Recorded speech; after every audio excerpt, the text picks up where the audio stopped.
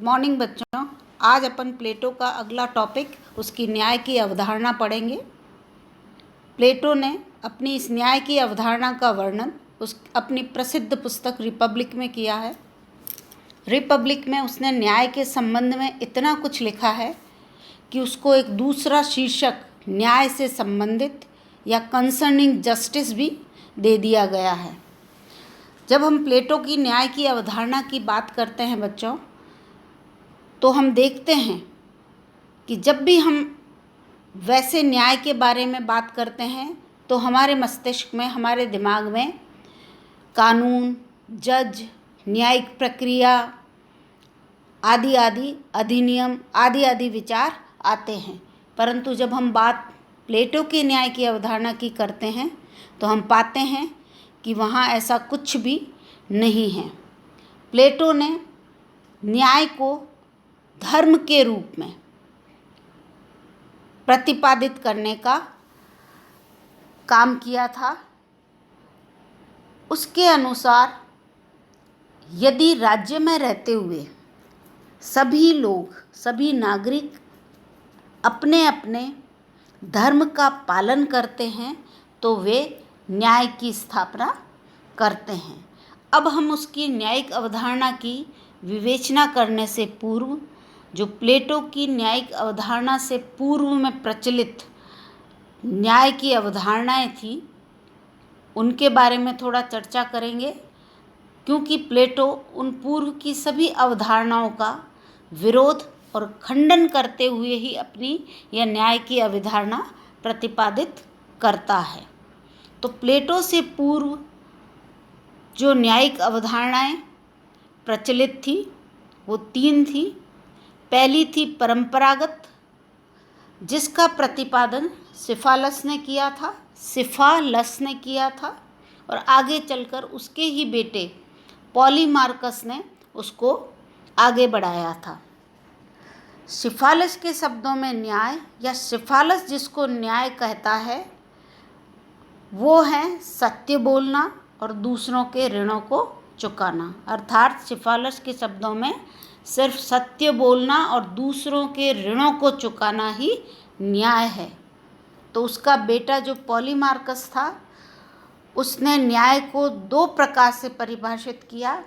पहला कि प्रत्येक व्यक्ति के साथ उचित व्यवहार करना या प्रत्येक व्यक्ति को उचित व्यवहार देना ही न्याय है, और दूसरा कि मित्र के साथ श्रेष्ठ व्यवहार और शत्रु के साथ घृणित व्यवहार करना ही न्याय है।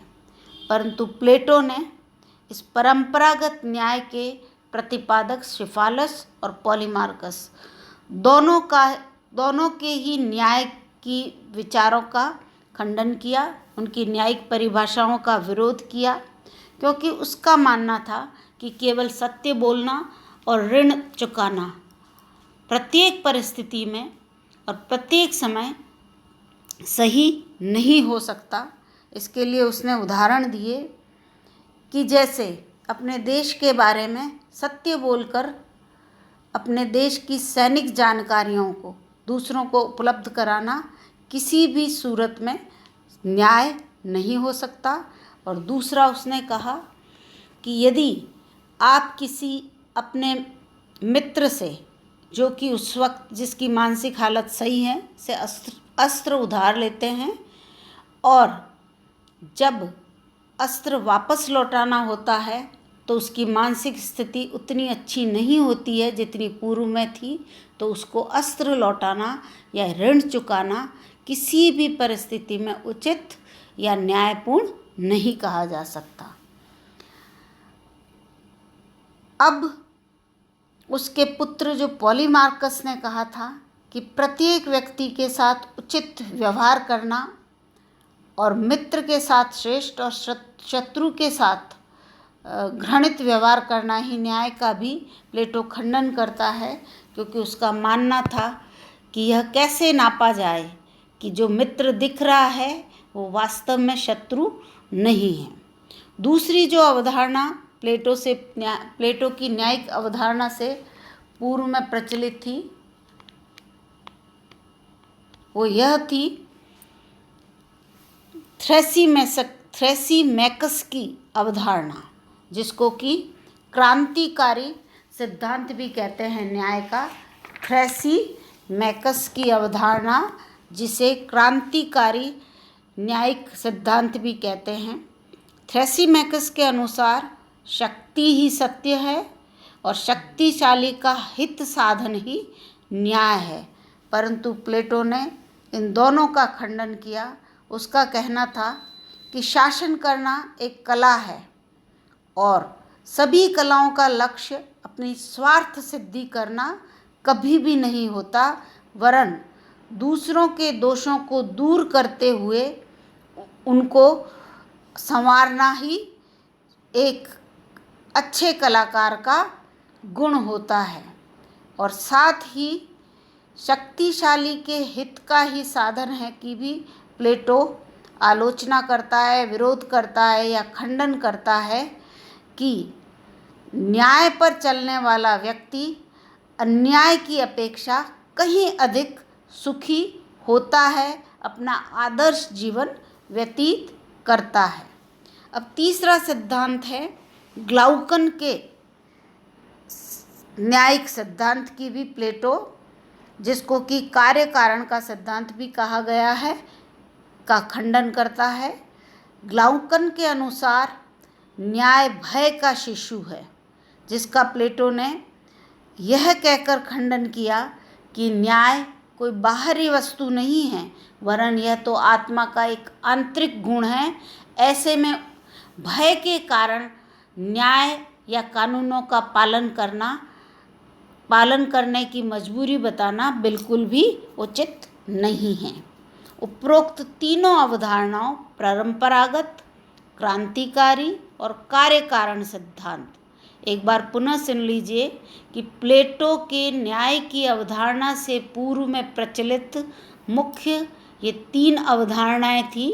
परंपरागत, जिसका प्रतिपादन सिफालस और आगे चलकर पॉलीमार्कस उसका पुत्र करता है, और जिसमें सत्य बोलना और ऋण चुकाने को ही न्याय माना गया है। दूसरा थ्रेसीमैकस की न्यायिक अवधारणा, जिसमें शक्ति ही न्याय है या शक्तिशाली का हित साधन ही न्याय को प्रतिपादित किया गया। और तीसरी ग्लाउकन की न्यायिक अवधारणा, जिसमें न्याय को भय का शिशु बताया है। प्लेटो द्वारा उपरोक्त तीनों अवधारणाओं का खंडन और विरोध करते हुए अपनी एक अलग न्यायिक अवधारणा का प्रतिपादन किया, जिसका अपन अब पढ़ने जा रहे हैं, जिसका अपन अब अध्ययन करने जा रहे हैं। तो प्लेटो ने न्याय को पहले तो बाहरी वस्तु माना ही नहीं। प्लेटो के मत में न्याय आत्मा का एक आंतरिक अंदरूनी गुण है और जो व्यक्तियों में स्वतः ही होता है।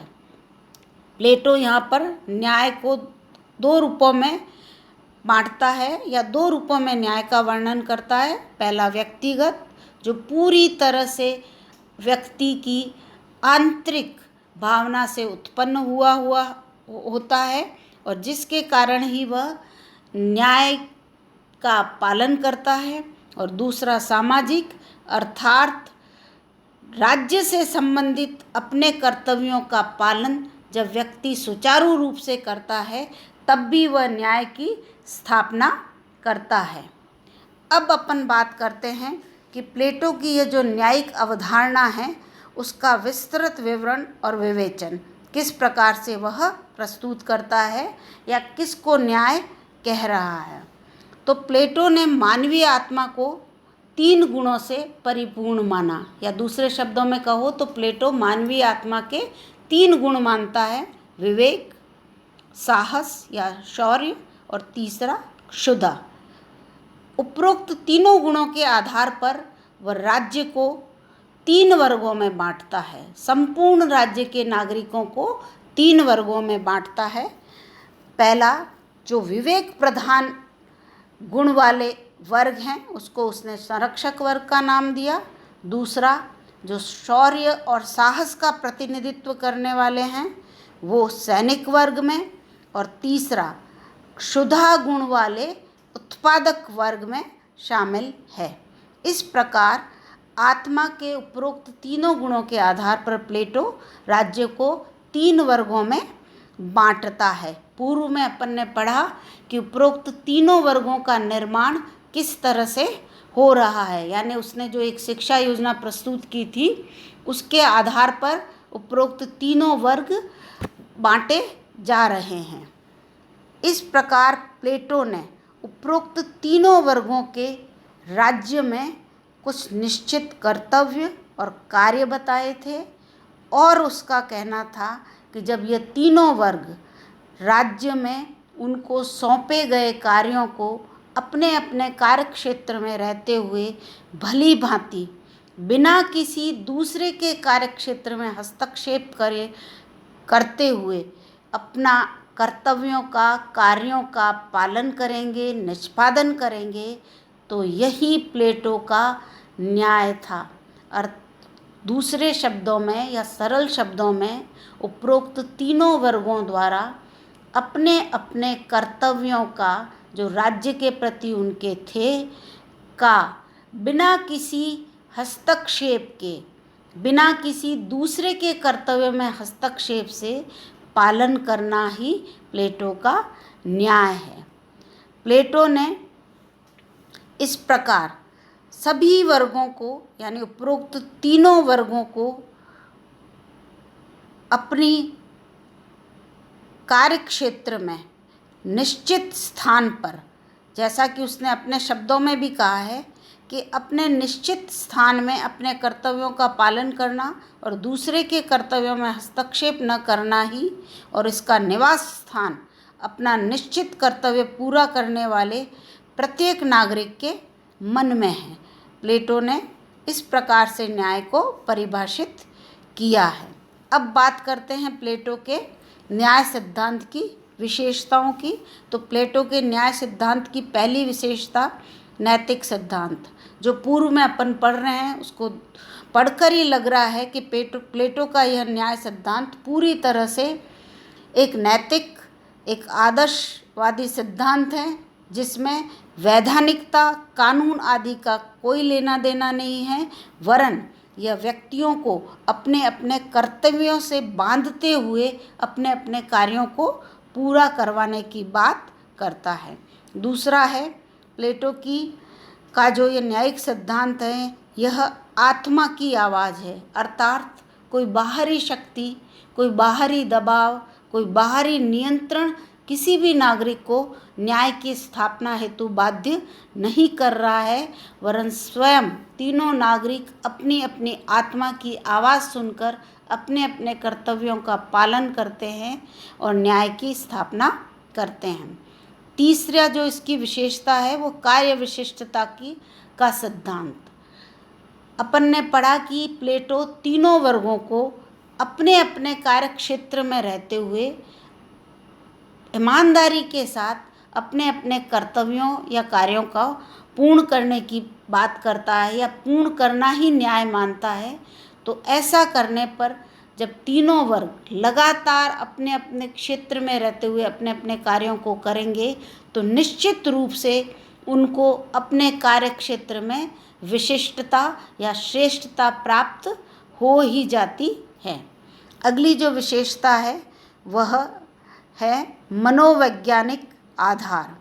सभी द्वारा जब अपने अपने कर्तव्यों का पालन किया जाएगा तो यह सभी के जीवन के लिए, राज्य में जितने भी नागरिक रह रहे हैं उनके सभी के जीवन के लिए हितकारी रहेगा। और साथ ही जब प्रकृति अनुसार सभी अपना कार्य करेंगे तो आपस में प्रतिस्पर्धा, ईर्ष्या आदि की भावना भी उनमें नहीं पनपेगी। अगला जो विशेषता है वह है कि प्लेटो का न्याय उसके आदर्श राज्य का केंद्र बिंदु है, अर्थात प्लेटो ने जो ये न्यायिक अवधारणा रखी थी वास्तव में यह उसके आदर्श राज्य जिसकी अवधारणा, जिसके बारे में अपन आगे पढ़ेंगे, का आधारशिला, आधार स्तंभ थी, क्योंकि वह आदर्श राज्य की स्थापना तभी संभव होगी जबकि सब प्लेटो के इस न्यायिक अवधारणा की स्थापना हो पाएगी।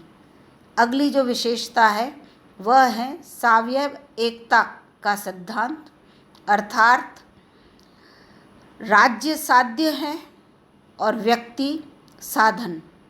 जब व्यक्ति अपने अपने कर्तव्यों को निभाते हुए कार्य संपादित करेंगे जो उनको राज्य सौंप रहा है, तो राज्य में एक प्रकार से एकता की स्थापना होगी। किसी भी प्रकार की अशांति और अव्यवस्था की गुंजाइश नहीं बचेगी। अगली विशेषता है दार्शनिक शासक द्वारा शासन। प्लेटो जो इस बात को सुनिश्चित करेगा, प्लेटो की न्यायिक अवधारणा की अगली विशेषता है दार्शनिक शासक द्वारा आदर्श राज्य में इस बात का पूरा ध्यान रखा जाएगा, या वह इस बात को सुनिश्चित करेगा कि सभी वर्ग, जिन तीनों वर्गों की अपन ने ऊपर चर्चा की है, संरक्षक, सैनिक और उत्पादक, वे अपने अपने कर्तव्यों का निष्ठा के साथ पालन कर रहे हैं। इसको देखने का काम प्लेटो अपने दार्शनिक शासक को सौंपता है। तो प्लेटो के न्याय की एक विशेषता हो जाती है दार्शनिक शासक द्वारा शासन। अगली जो विशेषता है वह है शिक्षा और साम्यवाद। प्लेटो की न्यायिक अवधारणा की ये एक अहम विशेषता है, क्योंकि उसने अपने न्याय की स्थापना हेतु शिक्षा और साम्यवाद, ये जो दोनों अवधारणाएं रखी थी, वो मुख्य साधन या मुख्य अस्त्र थे जिसके द्वारा वह अपने आदर्श राज्य में न्याय की स्थापना करने जा रहा था। इस प्रकार बच्चों, प्लेटो की यह संपूर्ण न्याय संबंधी अवधारणा अपन ने पूरी तरह से विस्तृत रूप में जिसकी अपन ने विवेचना कर ली है। सार रूप में कहूँ तो सिर्फ इतना कहा जा सकता है कि प्लेटो ने प्रत्येक नागरिक की आत्मा के 3 गुण बताए: विवेक, साहस और क्षुधा। और इन तीनों गुणों के आधार पर उसने संपूर्ण राज्य के नागरिकों को 3 वर्गों में बांटा। जो विवेक प्रधान गुण वाले व्यक्ति थे वो संरक्षक वर्ग में गिने गए, जो साहस और शौर्य प्रधान गुण वाले व्यक्ति थे वो सैनिक वर्ग में शामिल हो गए, और जो क्षुधा वाले गुण वाले प्रधान व्यक्ति थे वो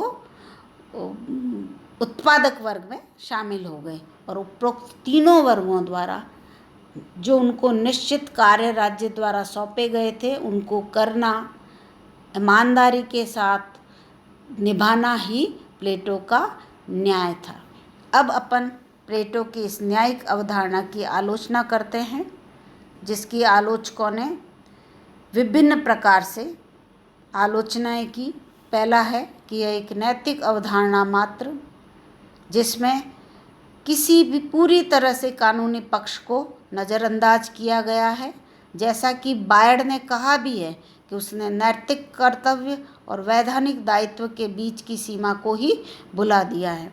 दूसरी आलोचना है कि दार्शनिक वर्ग को शासन का सर्वस्व बनाना अनुचित। उसने अपनी इस न्याय की स्थापना हेतु जिस दार्शनिक वर्ग को शासन का सर्वे सर्वा बना दिया है, ऐसा कह कर वह जो दूसरे 2 वर्ग हैं उनके प्रति अनुचित व्यवहार करता है या उनको समान व्यवहार से नहीं देख रहा है। तीसरा है नागरिकों के सर्वांगीण विकास में बाधक। नागरिकों के सर्वांगीण विकास में बाधक है। प्लेटो की यह न्यायिक अवधारणा की आलोचक यह कहते हुए भी कर रहे हैं कि जब आदमी अपने ही कार्यक्षेत्र में रहते हुए सिर्फ अपने ही कार्य करता रहेगा तो उसका सर्वांगीण विकास कैसे होगा। अर्थात जिस गुण की में रहते हुए वह कार्य कर रहा है उसके अलावा भी उसमें अन्य गुण हो सकते हैं, उनके विकास को कि प्लेटो पूरी तरह से अवहेलना करता है। अगला है कि किसी भी वर्ग में या नागरिक में गुण विशेष का निर्धारण करने का प्लेटो कोई पैमाना, कोई आधार प्रस्तुत नहीं कर रहा है। अगली आलोचना आलोचकों ने यह कहकर की है कि वर्तमान राज्यों के लिए उसकी यह न्यायिक अवधारणा है या ये जो न्याय की परिभाषा है वह किसी भी रूप में प्रासंगिक नहीं नज़र आती, क्योंकि वर्तमान या आधुनिक राज्यों में इस प्रकार के न्याय की स्थापना मुमकिन ही नहीं, असंभव भी प्रतीत होती है।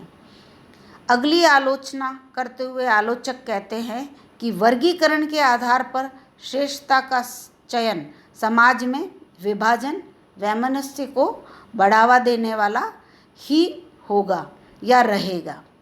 अगली आलोचना करते हुए आलोचक कहते हैं कि यह एक यांत्रिक सिद्धांत है कि यदि आपने नागरिकों को केवल जो काम सौंपे हैं बस वो राज्य बताता है और उनको वही करना है, तो नागरिक मानवीय अनुभूति न देकर मशीनी अनुभूति देंगे कि उनमें जो फीड कर दिया गया है बस वो वही कार्य करे, उतने ही कार्य करे। तो इस प्रकार से यह सिद्धांत एक यांत्रिक सिद्धांत प्रतीत होता है, ऐसा कहकर आलोचक इसकी आलोचना करते हैं।